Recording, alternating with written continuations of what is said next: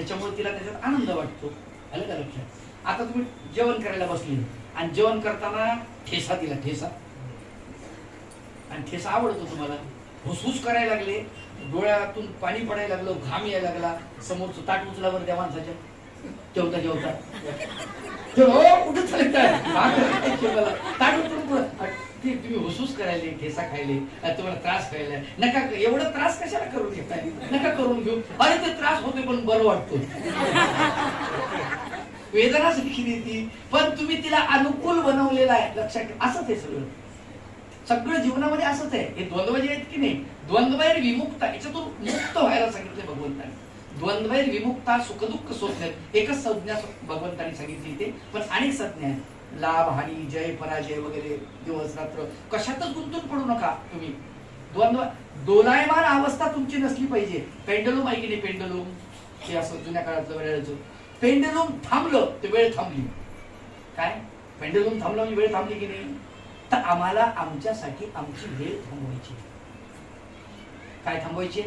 वेळ थांबवायची. वेळ थांबवली म्हणजे काय? आम्हाला भगवंताच्या स्वरूपात विलीन व्हायचे आहे. म्हणजे आम्हाला पुन्हा गती नाही. गती, वेळ ही गतिवाचक आहे, लक्षात ठेवा. आम्ही भगवत प्राप्तीला गेलो म्हणजे आमची वेळ थांबली. आलं का लक्षात? आमची वेळ केव्हा थांबेल? भगवत प्राप्तीला गेलो, आमची वेळ थांबली. आम्हाला आमची वेळ थांबवायची आहे. आणि ती कशाने थांबते? ती कशाने थांबते? ते इथे द्वंद्व म्हणजे आहे की नाही, हे की ते की हे, त्याच्यात आम्ही नेहमी असतो, नेहमी द्वंद्वामध्ये असतो. हे करू की ते करू, ते करू की हे करू. अरे बाबा काहीतरी करूये, नाही का? आम्ही नेहमी द्वंद्वामध्ये. एकच करा, तुम्हाला सांगतो, इकडेही नाही इकडे नाही, तुम्ही समतोल असले पाहिजे. आलं का लक्षात? प्रपंच करू का परमार्थ करू? प्रपंच करून परमार्थ कर ना, काही बिघडतं का? तुम्ही म्हणसाल कसं? सोपं सांगतो. आता घरी गेल्यानंतर नवीन अध्याय सुरुवात करा. नवीन अध्याय घरी गेल्यानंतर पत्नी तुमची पत्नी नाही, पत्नी तुमची पत्नी नाही, ती देवाची भक्त आहे, तिच्या मुखात भगवंताचं नामचिंतन आहे, आणि माझ्या घरामध्ये एक नामधारक राहतो आणि मला त्याची सेवा करायची आहे, मला त्याची सेवा करायची आहे, असा भाव तुमच्या अंतःकरणात राहू द्या. बघा, तुमच्या कर्मामध्ये आपोआप बदल होऊन जाईल. तुमच्या कर्मामध्ये आपोआप तुमचं कर्म ऊर्ध्व होईल, ते अध होणार नाही. तुम्ही पतीसाठी स्वयंपाक करताय ना, हरकत नाही, करा, पण पतीसाठी म्हणून करूच नका. देवाच्या भक्तासाठी मी स्वयंपाक करते म्हणून करा. कपडे धुताय ना, देवाच्या भक्ताचे कपडे. माझ्या घरामध्ये एक नामधारक आहे भगवंताचा, आणि त्या नामधारकाची सेवा मला करायची आहे, मलाच करावं लागेल, कोण करणार आहे, असं म्हणून तुम्ही करा. त्यात बदल होणार आहे, लक्षात ठेवा. त्याच्यामध्ये 100% बदल होणार आहे. आणि दुसरी महत्वाची गोष्ट की तुम्ही किती जरी थकला असणार तरी बाहेरून जर मालक आले, चहा देताना तुम्ही आवडीपूर्वक देणार. देवाच्या भक्ताला द्यायचे म्हणल्यावर घ्या ढोसा म्हणणार का? नाही. सोपं आहे की नाही? म्हणजे घरातल्या कटकटी आपोआप बंद झाल्या पुन्हा. त्यातला एक फायदा, बेनिफिट आहे की नाही? अगदी सोपं आहे. घरातून सुरुवात करायची आपल्याला. नित्य अध्यात्म कसं आहे? घरातून सुरुवात करायची. आलं का लक्षात? सर्वांना दंडवत करा, पतीला दंडवत करा, पत्नीला दंडवत. महानुभाव पंथ मी सांगत असतो नेहमी, जगाच्या पाठीवर असा एकमेव पंथ आहे की तो पत्नीला सुद्धा दंडवत करतो, नमस्कार करतो, तिच्या समोर सुद्धा वाकायला होतो. हा पंथ आहे. कोणाच पंथात नाहीये. पत्नीच्या पाया पडणं आहे का कुठे? असं तर दाखवून द्या मला. कुठेच नाही, फक्त महानुभाव पंथात आहे. तुमचे पती तुम्हाला दंडवत करतात, केवढे भाग्यवान आहात तुम्ही. कशामुळे करतात? तुमच्या मुखात भगवंताचं नामचिंतन आहे, तुम्ही देवाच्या लीळा आठवता, तुम्ही देवाचे आहात. हाच भाव तुमच्या अंतःकरणात असला पाहिजे. यालाच नित्य अध्यात्म म्हटले.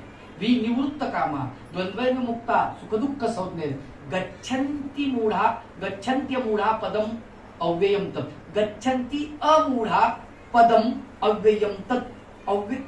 अव्ययम पदम, त्या अव्यय पदाला, म्हणजे ज्या पदाचा खर्च होत नाही, जिथे झीज नाही, ज्याला क्षर नाही, असं पद, त्याला अव्ययी पद म्हटलेलं आहे. भगवंताच्या त्या याला काय म्हटलंय? अव्ययी पद. भगवंत म्हणतात गच्छन्ति अमूढा पदम अव्ययम तत्. गच्छन्ति म्हणजे जातात. कोण? हे ज्ञानी. कोणते ज्ञानी? ज्यांनी नित्य अध्यात्म केलेले आहे, जे द्वंद्वातून मुक्त झालेले आहेत. आलं का लक्षात? जे द्वंद्वातून मुक्त झाले, जे नित्याध्यात्म आहेत, ज्यांनी काम विशेष प्रकारे निवृत्त केला, निवृत्त कामा, ज्यांनी ज्यांना मोह निर्माण झाला होता संगदोषाने, त्या मोहाला त्यांनी जिंकलं, ते पुरुष, ते ज्ञानी. अध्यात्म नित्या विनिवृत्त कामा द्वंद्वैर विमुक्त सुखदुःख संज्ञेर गच्छन्त्य मूढा पदमव्ययम तत्. गच्छन्ती अमूढा पदम अव्ययम तत्. अमूढ शब्द हा ज्ञानवाचक आहे, ज्ञानीवाचक आहे. मूढ म्हणजे मूर्ख आणि अमूढ म्हणजे ज्ञानी. इथे विशेष प्रकारे ज्ञानी म्हटलेला आहे. मूढ शब्दाचा अर्थ खरं पाहिलं तर मूर्ख होत नाही. कारण मूर्ख म्हणजे ज्याला वारंवार सांगितलं तरी तो तसाच वागतो, तो मूर्ख. त्याला कळतच नाही. पण मूढ त्याला म्हणतात, सांगितलेलं समजत नाही त्याला मूढ म्हणतात. आपल्याला सांगितलं संतांनी, आपल्याला भगवंतानी सांगितलं, गुरुने आपल्याला ज्ञान दिलं, अरे बाबा हे वाईट आहे, आणि आपलं लक्ष त्याच्यामध्ये नसल्यामुळे आपण त्याच्याकडे दुर्लक्ष करत नाही, पण आपलं लक्ष लागत नाही त्याच्यात. याला मूढ म्हणतात. आणि अमूढ म्हणजे त्याच्याकडे संपूर्ण लक्ष आहे, जागरूक आहे तो याच्याबद्दल, ज्ञानाबद्दल, म्हणून त्याला अमूढ असं म्हटलेलं आहे. मग हे भगवंताच्या प्राप्तीला जातात. गच्छन्ति मूढा, गच्छन्ति अमूढा पदम अव्ययम तत्. माझ्या अव्यय पदाला ते प्राप्त होतात. ते आम्हाला अव्यय पदाला जाण्यासाठी अत्यंत सोपा, साधा, अगदी मार्ग आहे. काय सांगितलं पहिल्यांदा? निर्माण मोह निर्माण झाला, त्या मोहाला आम्हाला जिंकायचं आहे. बारीक बारीक गोष्टीचा मोह आहे तुम्हाला सांगतो. आता मी 2 वर्षानंतर मधात चहा घेतला, त्याची मी काही घेतलं. सकाळचं जेवण, संध्याकाळचं जेवण, आणि जेवण झाल्यानंतर चहा. चहा घेता का बाबा? घेतो बा, एवढ्यासाठी घ्यायचा, दुसरं काहीच नाही. ते फार काही म्हणजे आवड आहे त्याची तशी काही बंद झाली होती. खूप आवड होती. माझ्यासारखा चहा पिणारा कोणीच नव्हता. माझ्यासोबत असणारे जे सहकारी चिंतनीच्या कार्यक्रमाच्या निमित्ताने फिरायचो आम्ही, तर मी त्यांच्यासोबत भांडायचो, मला चहा पाजा, जागवायचे तर मला चहा द्या तुम्ही. आणि आता काहीच नाही. कारण आपण देवाची एका वचनाची प्रचिती आलेली आहे मला. तुम्हाला येईल बघा. जीव जैसा संगीत ठेवीजे तैसा ठाके. चक्रधर भगवंतांनी जे सांगितलं की आपण जीवाला जसं ठेवलं ना तसं तो राहतो. तर त्या वचनाची प्रचिती या लॉकडाऊन मध्ये मला आलेली आहे. कारण शुगर पेशंट असून सुद्धा मला भूक लागत नाही. कारण त्या शरीराला सांगून दिलेलं आहे की तुला सकाळी 10:30 वाजता जेवायला भेटेल, संध्याकाळी 8 वाजता जेवायला भेटेल, मधात काहीच भेटणार नाही, किती बोंबाला तर सांगून दिलेले. आणि त्याच्यामुळे त्याला सवय झाली. शरीर काहीच मागत नाही, मागतच नाही. म्हणजे आपण मग आता विनाकारण खातो म्हणजे काय? कुठेही गेल्यानंतर आपल्याला जे खावं वाटतं त्याचं कारण काय? त्याचं कारण फक्त जीव, दुसरं काहीच नाही. आणि आता मला ते वाटत नाही, याचं कारण प्रचिती मला आली. तुम्हाला येईल लक्षात ठेवा. पण एक एक सूत्र, त्या सूत्राला अभ्यास करा आणि त्याच्या सोबत तुम्ही खेळा सूत्रासोबत. हे आपल्या अंगामध्ये कसं उतरेल, आपल्यामध्ये कसं मुरेल, आपल्याला या सूत्राची सोबत कशी होईल आणि याचा आपल्याला फायदा कसा होईल. जसं भाष्यकारांनी सांगितले, स्मरणे सुख. जोपर्यंत नामामध्ये सुख मिळत नाही, स्मरणे सुख. मगाचंच उदाहरण सांगतो. स्मरणे काय? सुख. बरोबर आहे. स्मरण केल्यानंतर म्हणजे नाम घेतल्यानंतर सुख मिळतं. आता तुम्ही म्हणसाल बाबा आम्हाला तर गाठी घेतली की झांबळे येतात, बरोबर आहे, गोष्ट खरी. म्हणजे सुख मिळत नाही. पण तेच उदाहरण सांगतो मगाचं.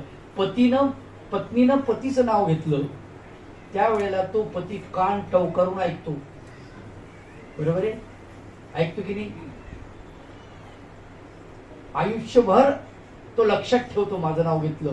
किती त्याचे सगळे पंच ज्ञानेंद्रिय, पंच कर्मेंद्रिय सगळे, म्हणजे मन, बुद्धी, चित्त, अहंकार, अंतःकरण, चतुष्टय सगळं सचेत असतं ते नाव ऐकण्यासाठी. माझं नाव घेतलं, हे का सुख मिळतं त्याला? सुख मिळतं म्हणूनच त्याला बरं वाटतं ते. म्हणजे नामाने सुख मिळतं हे तिथं सिद्ध झालेलं आहे. तर तशी आवडी आमची इथं आहे का? भगवंताचं नामचिंतन घेण्यामध्ये, नाम घेण्यामध्ये ती असेल तरच सुख मिळेल ना. मग ते सुख मिळतं हे भाष्यकारांनी सांगितलं, पण ते प्रतीतीला येण्यासाठी आम्हाला प्रयोग करावे लागतील. तर तसे अनेक सूत्र आहे, ते एक एक सूत्र अभ्यासा भाऊ तुम्हाला सांगतायत. आणि त्या सूत्राला पाठ करा, सारखं पाठ करा, झोपेमध्ये, जागेपणी. महात्म्याने सत्यार्थ व्हावे, सूत्र जर ऐकलं महात्म्याने सत्यार्थ व्हावे असं म्हणता म्हणताच पतीला खोटं बोलू नका, पत्नीला खोटं बोलू नका, मुलांना खोटं बोलू नका, घरातूनच सुरुवात करा. नका बोलू खोटं, नका बोलू. असं करता करता शेजाऱ्याला खोटं बोलू नका. बघा ना काय गंमत होती ती, त्याची प्रचिती तर बघा, काय होती प्रचिती बघा त्याची. 12 वर्ष जर तुम्ही असत्य बोलला नाही तर मी तुम्हाला बॉन्ड ऑफ पेपरवर लिहून देतो. एखाद्या वेळेस चुकीनं जरी खोटं बोललात तुम्ही, असत्य चुकीनं जरी बोललात 12 वर्षानंतर, तरी तुमची वाणी ही पवित्र बनते, ती सिद्धी होते वाणीची. आणि तुम्ही जे बोललात ते खरं होतं, जे बोललात ते खरं होतं. का? वाणी तयार झालेली आहे 12 वर्षानंतर. म्हणून आम्ही त्याची प्रचिती घेतली पाहिजे. श्री चक्रधर भगवंतांनी तेच सांगितलं, बाई हा प्रचिती पंथ, हा विश्वास पंथ नाही आहे. या आम्ही कानं फुकतो आणि तुम्ही उपदेशी व्हा असं नाही, ते असं नाही. प्रचिती तुम्हाला अनुभूतीला येत असेल तर तुम्ही हे घ्या, नाही तर घेऊ नका. तुम्हाला त्याचं प्रचिती आली तरच त्याचा स्वीकार करा, लक्षात ठेवा. हो, नाहीतर करू नका. त्याचा अभ्यास करा, चिंतन करा. म्हणजे तर आम्हाला त्या सगळ्या गोष्टी, आम्हाला खूप दूर जायचं आहे, खूप दूर जायचं आहे. कारण आम्ही प्रपंचामध्ये आहोत आणि या प्रपंचातून परमार्थात आम्हाला पदार्पण करायचे, तर आम्हाला असं जाता येणार नाही. अनेक जन्म संसिद्धी सतो याती परांगती भगवान गोपाळ म्हणतात की अनेक जन्माची जी सिद्धी आहे, थोडी थोडी थोडी थोडी सिद्धी, ती आम्हाला परमगतीला प्राप्त करणार आहे. परमगतीला, त्या अव्ययी पदाला प्राप्त करेल थोडी थोडी सिद्धी. तर ही थोडी सिद्धी आहे ना, तुम्ही थोडी थोडी जरी केली, थोडी थोडी, तर भगवान गोपाळकृष्ण फार सुंदर. महानुभाव पंथ एकदम एकदम सोपा आहे. हो, एकदम सोपा आहे. न्याहा विक्रमणा सुस्ती प्रत्यवायू न विद्यते स्वल्पमपेक्ष धर्मस्य राहते महत्व. किती सोपं आहे मला सांगा बरं तुम्ही. तुम्ही जर समजा एखादी अभिक्रमणा केली, म्हणजे एखादी कामाची सुरुवात केली, भगवंताच्या एखादी भक्ती सुरुवात केली, एखादी विधी सुरुवात केली, तर प्रत्यवायू न विद्यते, मधात बंद पडलं, स्मरण सुरू केलं. एका सांगितलं मला स्मरण केलं सुरू मी आणि मधात बंदच पडलं. बाबा मी पारायण करत होतो दत्तात्रय कवचाचं, आता वाचन होत नाही. होत नाही, ठीक आहे, नंतर प्रयत्न कर पुन्हा. जमलं तर जमलं, नाही जमलं तरी हरकत नाही. मागे जेवढं झालंय ते सिद्धी आहे तुझी. न्याहाभिक्रमणा स्वस्ती प्रत्यवायो न विद्यते, बंद पडल्यामुळे तुला पाप लागणार नाही आहे त्याचं. पण बाकीच्या धर्मामध्ये, बाकी देवी देवतांच्या ह्याच्यामध्ये त्याच्यात मात्र प्रत्यवाय आहे. प्रत्यवायूचे नरक आहेत. खंडित झाली तुमची पूजा की मागचं पुढचं सपाट, पुन्हा जैसे थे, पुन्हा पाठीमागून शेवटी एकशेरीचे स्वरूप कर्मभूमी एवढे व्हावेची, पुन्हा पाठांतर कर तिथून. अवघड काम आहे. मग त्याचा अर्थ असा की आम्हाला भगवंताचं जे करतोय ना आम्ही, ते थोडं जरी असेल ना, प्रत्यवायो न विद्यते. आणि दुसरा एक फायदा म्हटले स्वल्पम अपेक्ष धर्मस्य स्वल्पम अपि अश्च धर्मस्य. तो धर्म तुम्ही स्वल्प जरी आचरण केला, थोडा जरी आचरण केला, स्वल्प म्हणजे थोडा, स्वल्पम अपेक्ष धर्मस्य त्रायते महतो भयात, महाभयापासून तुम्हाला तारतो. तो धर्म महाभयापासून तारतो. लक्षात घ्या. या कोरोनाच्या काळामध्ये आपण वाचलोच, काहीतरी आपल्या हातून घडायचं असेल चांगलं म्हणून आपण वाचलो, नाही तर नीटनीटकी झाली. अलग लक्षात. कुटुंबच्या कुटुंब उद्ध्वस्त झाले. हो, अवघड काम. याच्यातून आपल्याला भगवंतानं वाचवलंय. तर एकच काम करा, आपल्याला असं समजा की भगवंताना लीळादानाचं आयुष्य दिले, काहीतरी करायचंय, काहीतरी करायचं म्हणजे दुसरं काहीच नाही. एक नाम तारीख, बाकी सब दुकानदारी. अलग लक्षात. भगवंताचं नामचिंतन अखंड सुरू ठेवायचं आहे. उठता बसता देता घेता चालता बोलता सगळ्या ठिकाणी चालू ठेवायचंय. अलग लक्षात. म्हणून नित्य अध्यात्माचा विचार मी सांगितला होता की नाही, तो नित्य अध्यात्म म्हणजे अखंड आपण भगवंताचं नामचिंतन अंतःकरणात ठेवावं आणि आपला आचार शुद्ध असावा. हे नित्य अध्यात्म आहे. आचार शुद्ध असावा. तुम्हाला सांगतो की मगाशी म्हणालो मी, भोजन ही काय भक्ती आहे का? हो, भोजन म्हणजे विधी आहे का? विचार करा. पण ती सुद्धा विधीमध्ये घातली. निद्रा, झोप. देवाचा किती दयाळूपणा आहे मला सांगा तुम्ही. साधकाची झोप सुद्धा विधीमध्ये आहे. निद्रा, प्रसाद सेवा विधीमध्ये ठीक आहे, पण निद्रा, हो म्हणजे निद्रा सुद्धा तुम्ही तसे निजले पाहिजे, निजताना तसे निजले पाहिजे, जणू भगवंताच्या कुशीमध्ये तुम्ही निजला असं तुम्हाला वाटलं पाहिजे. आलं का लक्षात? माझं एक गीत आहे, ते थोडं सादर करतो आणि समारोप करतो. आभाळ फाटताना स्मरण तुझे घडावे, आनंद वाटताना चिंतन तुझे घडावे. आभाळ फाटताना, हे भगवंता, आभाळ फाटल्यानंतर तुझं स्मरण घडलं पाहिजे आणि आनंद वाटताना सुद्धा तुझं चिंतन घडलं पाहिजे.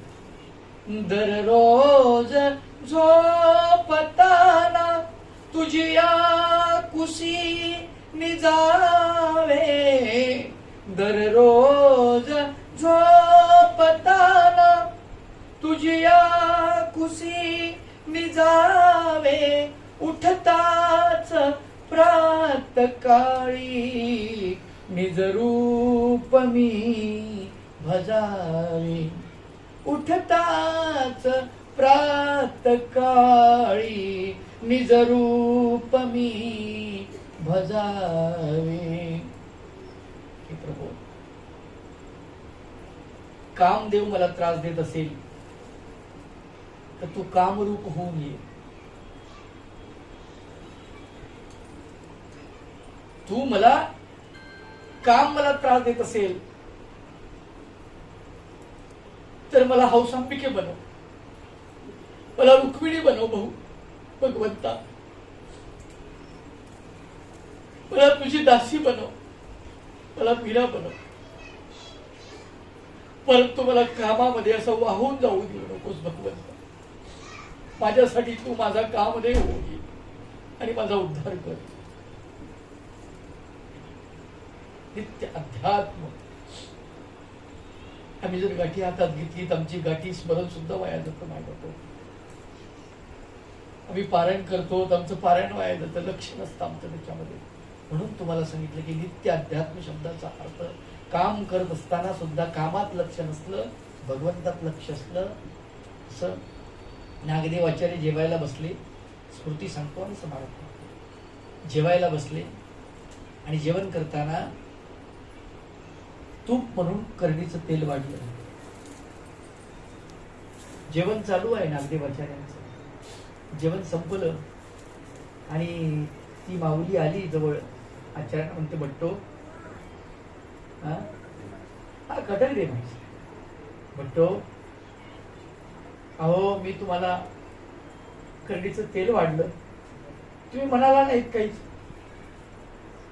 त्यावेळेचं वाक्य जे आहे ना आचार्यांचं फार महत्वाचं आहे. ते त्या कटक देमाईशाला म्हणतात, बाई करडेल तुपेल हे जरी मी जाणे तरी रुपीची आण का गोसावीची आण जाणत नाही म्हटले मी करडेल तुपेल. मग त्यांचं जिव्हा इंद्रिय कामातून गेलं का? नाही, सजग होतो. जाणत नाही म्हणजे काय? लक्ष नव्हतं जेव्हा. लक्ष कुठं होतं? लक्ष. म्हणून भोजन भक्ती होऊ शकते, म्हणून भोजन भक्ती होऊ शकते, भोजन ही विधी होऊ शकते. असे एवढंच तुम्हाला इथे सांगू इच्छितो. कारण खरं तर माझ्यापेक्षा खूप पाठांतराची लोकांचे आणि सतत तुमच्यावर 21 वर्षापासून संस्था ही निर्माण झाली. त्याच्या अगोदरपासून मोठे भाऊ कैवल्यवासी त्यांनी सुद्धा तुम्हा लोकांवर, तुमच्या वाडवडिलांवर संस्कार केले आणि तुम्हाला अनुसरणाला काढलेलं आहे. खरं तर तुमचं प्रेम आहे म्हणून मी इथे आलो. माझी तुम्हासमोर बोलण्याची खरंच लायकी. तुम्ही प्रपंचात राहून परमार्थ करता, खूप भाग्याचे आहात. तुमच्या भेटीला येण्याचा योग आला. आदरणीय मिलिंद भाऊनी भाऊंची विनंती मला त्यांनी सांगितली, भाऊंची इच्छा आहे तुम्हाला बोलवायची आणि तुम्ही या. ठीक आहे. अडचण म्हणून आलो. डोळ्याचं ऑपरेशन करायचं आहे, ते थांबवलं थोडं 4-5 दिवस. आता इथून गेलो की ते करूया. देवाची इच्छा असेल चांगलं होईल, देवाची इच्छा नसेल आता काही पाहायची होणार नाही काही, तसं काही. तुम्हा सर्वांचे मनपूर्वक आभार मानतो. 1 तासापासून तुम्ही ऐकत आहात. भाऊंनी मला इथे बोलवलं, सेवेची संधी दिली, भाऊंचे मनपूर्वक आभार मानतो. आदरणीय पूजनीय संत माता भगिनी, आपण सर्व जाणकार आहात. सर्वांसमोर बोलण्याचा अधिक्षेप केला, जी सर्वांची क्षमा मागतो. दंडवत प्रणाम. जय श्री चक्रधर, जय महानुभाव. सर्वज्ञ श्री चक्रधर स्वामी जय.